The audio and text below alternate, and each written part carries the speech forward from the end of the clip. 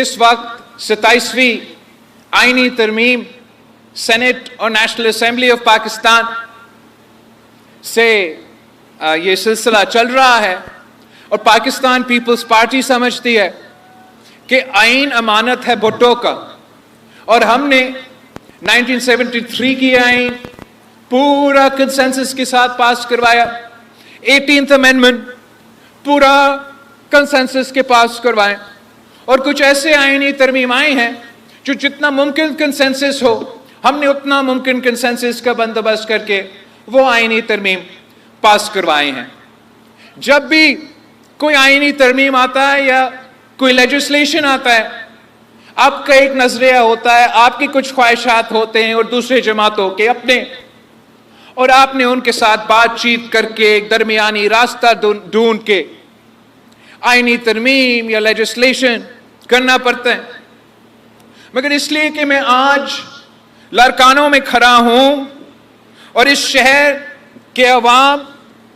اور اس ملک کی آئین سازی، چاہے وہ 1973 کی ہو، چاہے وہ 18ویں ترمیم کی ہو، اس ملک کے عوام، اس شہر کے عوام کا صف اول کا کردار رہا ہے۔ اگر اس ملک کی معیشت میں پاکستان کے کسانوں کا خون پسینہ کا محنت ہے، تو اس ملک کی آئین سازی میں لارکانوں کے عوام کا خون پسینے کی محنت ہے۔ تو میں آپ کو بتانا چاہ رہا ہوں کہ اس 27ویں آئینی ترمیم میں آپ کا کیا کامیابی ہے، آپ کس بات پہ جائے اور اس صوبے کے اور ہر صوبے کے عوام کو بتا دیں کہ ہمارا آئین میں ایک کمزوری تھی، ایک کمی تھی، اور شکر الحمدللہ پاکستان پیپلز پارٹی نے وہ جو کمی ہے، وہ کمزوری ہے، اس کو پورا کر دیا۔ اور وہ یہ بات ہے کہ پاکستان پیپلز پارٹی کا تو ہمیشہ یہ مطالبہ رہا ہے کہ جیسے سینٹ آف پاکستان ہے اور سینٹ آف پاکستان میں تمام صوبوں کا برابری کا نمائندگی ہو، تو ویسے اس ملک میں ایک آئینی عدالت ہونا چاہیے، اور یہ آئینی عدالت کو سارے آئین کے معاملے کو دیکھنا چاہیے، اور جب وہ آئین کے معاملے دیکھیں گے، صوبے کے درمیان معاملے دیکھیں گے، بڑے سنگین کیسز، سیریس کیسز، بڑے بڑے کیسز دیکھیں گے، تو برابری کا نمائندگی ہو، برابری کا نمائندگی ہو۔ اور سب سے زیادہ لارکانوں کے عوام کو یہ معلوم ہے، یہ کیوں ضرورت ہے کہ ملک کا سب سے بڑا عدالت میں برابری کی نمائندگی ہو۔ آپ نے اپنے آنکھوں سے یہ دیکھا ہے کہ اس جمہوریت کو، اس وفاق کو کتنا نقصان پہنچایا گیا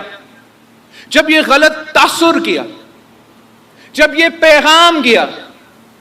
کہ لارکانوں کا وزیر اعظم کو تخت دار پہ چڑھایا گیا، پھانسی کا سزا سنایا گیا، اور اس وقت کے عدالت نے بدقسمتی سے جو بینچ کے ممبران تھے، اکثریت ایک صوبہ کے تھا، باقی دوسرے صوبوں سے تعلق رکھتے تھے، تو نہ صرف اپنے ناانصافی قائد عوام شہید ذوالفقار علی بھٹو کے ساتھ کی تھی، آپ نے اس ملک کا وفاق کو ہلا دیا، آپ نے یہ غلط تاثر بھیج دیا جو آج تک ہم اس کا اثرات بھگت رہے ہیں۔ تو میں آپ سب کو بالکل،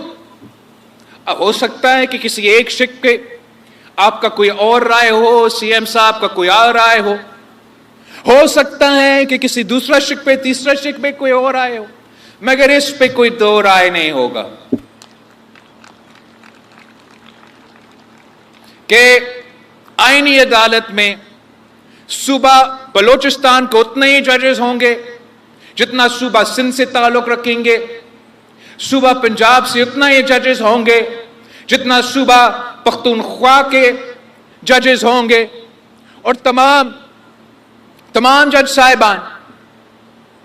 جو ملک کے سب سے بڑے فیصلے ہیں وہ برابری کے سطح پر اب طے کیا جائے گا۔ میں آپ سب کو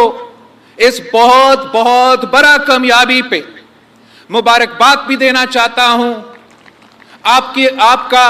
شکریہ بھی ادا کرنا چاہتا ہوں کہ یہ ایک بہت لمبا جدوجہد رہا ہے۔ شہید محترمہ بینظیر بھٹو نے 30 سال جدوجہد کی کہ قائد عوام شہید ذوالفقار علی بھٹو کا آئین کو بحال کرے۔ پھر